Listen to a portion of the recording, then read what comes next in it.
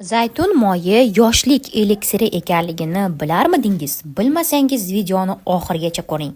Zaytun moyi quruq terilar uchun juda foydali. Chunki u kuchli namlantiruvchi xususiyatga ega. Undan tashqari, zaiflashgan sochlar uchun ham ayni muddo. Sochni ildiziga zaytun moyini yaxshilab surasiz va plyonka bilan o'rab qo'yib 1 soatdan keyin yuvib tashlaysiz. Yoki bo'lmasam, tirnoqlaringiz mo'rt bo'lib qolgan bo'lsa ham, zaytun yog'idan foydalaning. Paxtani zaytun yog'iga botirib, bu tamponni tirnoqlaringiz ustiga 10-15 minut qo'yib turing va bu muolajani tez takrorlang.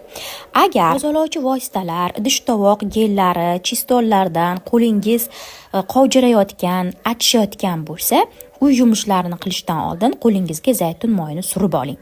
Bu qo'lingizni har xil yomon ta'sirlardan saqlab turadi. Undan tashqari, yuzingizga doim surishdan odat qilsangiz, ajin sekinroq va kamroq tushadi.